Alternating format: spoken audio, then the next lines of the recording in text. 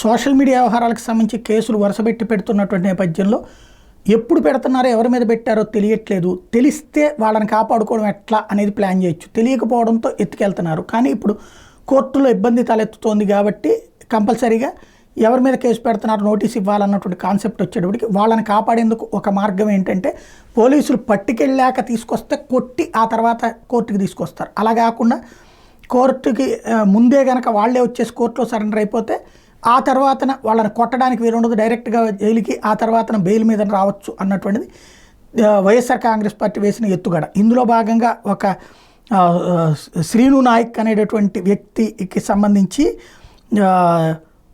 ఏదైతే social media influencer అనుకుంటే YSR Congress party నాయకుడట, తన కోర్టులో లొంగిపోవడానికి వస్తే పోలీసులు ఎదురెత్తేసి కోర్టులో లొంగిపోక ముందే అరెస్ట్ చేసి పట్టుకెళ్ళినటువంటి సంఘటన ఇది. సాక్షి రాసుకొచ్చింది. పట్టపగల న్యాయస్థాన ప్రాంగణంలో గిరిజన నేత మీద దాడి చేయడమే కాకుండా బలవంతంగా అపహరించారు. చట్టాన్ని కాపాడాల్సిన కాకిలే రౌడీల అవతారం ఎత్తారు. కోర్టులో లొంగిపోయేందుకు వచ్చి నిందితుడిని కోర్టు ప్రాంగణంలోని కిడ్నాప్ చేశారు. దుర్గి మండలం కాకిరాలకు చెందిన వైఎస్ఆర్సీపీ నేత రమావత్ శ్రీను నాయక్ మీద ఇప్పటికే 3 అక్రమ కేసులు నమోదు చేశారు. అందులో 2 కేసుల్లో సుమారు 70 రోజుల పాటు సబ్ జైల్లో ఉన్న శ్రీను నాయక్ బెయిల్ మీద విడుదలయ్యారు. జైల్లో ఉన్న సమయంలో అప్పటికే నమోదైన 3వ కేసులో పీటీ వారెంట్ వేయకుండా బయటకు వచ్చిన తర్వాత అరెస్ట్ చేసి హింసించాలన్న దురుద్దేశంతో పోలీసులు ఆ సమయంలో అరెస్ట్ చూపలేదు. బెయిల్ మీద బయటకు వచ్చిన తర్వాత ఎలాగైనా అక్రమంగా నిర్బంధించి చిత్రహింసలకు గురి చేయాలని పోలీసుల మీద టీడీపీ ప్రజాప్రతినిధి నుంచి తీవ్రస్థాయిలో ఒత్తిడి వచ్చింది. విషయం తెలుసుకున్న శ్రీ నాయక్ కొన్ని రోజులు అజ్ఞాతంలోకి వెళ్ళాడు.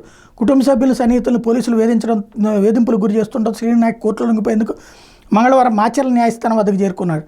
తన న్యాయవాది ద్వారా కోర్టులో సరెండర్ పిటిషన్ దాఖలు చేశారు. మరి కొన్ని నిమిషాలు న్యాయమూర్తి ఎదుట హాజరవుతాడనగా మాచర్ల పోలీసులు అక్కడికి చేరుకున్నారు. బలవంతంగా శ్రీను నాయక్ను కోర్టు ప్రాంగణం నుంచి నెట్టుకుంటూ పక్కకి తీసుకెళ్లారు.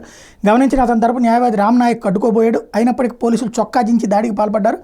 ఆ సమయంలో శ్రీను నాయక్ చేతి వేళ్లకు గాయాలని కోర్టు ప్రాంగణంలో పోలీసులు వ్యవహరిస్తున్న దౌర్జన్యం కారణం మరో న్యాయవాది షేక్ కాసిం తన సెల్ ఫోన్లో చిత్రీకరించాడు. గమనించిన పోలీసులు న్యాయవాది వద్ద నుంచి ఫోన్ని బలవంతంగా లాక్కున్నారు. అనంతరం ఎవరూ ముందుకు రావద్దంటూ పోలీసులు బెదిరిస్తూ శ్రీను నాయక్ని కిడ్నాప్ చేసి కారులో ఎక్కించుకుని వెళ్లారు.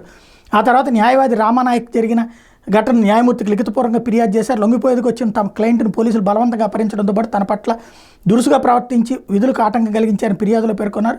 శ్రీను నాయక్ రక్తంతో తడిసిన తన చొక్కా న్యాయమూర్తికి అప్పగించినట్టు రామనాయక్ చెప్పారు. న్యాయస్థాన ప్రాంగణంలో పోలీసులు దౌర్జన్య కాండ పట్ల న్యాయవాదులు మండిపడుతున్నారు.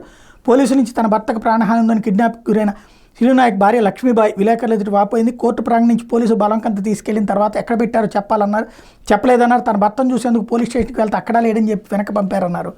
పాత కేసులో నిందితుడున్న శ్రీను నాయక్ను కోర్టు సమీపంలో అరెస్ట్ చేశామని మరోవైపున గురజాల డీఎస్పీ జగదీష్ ప్రకటించారు.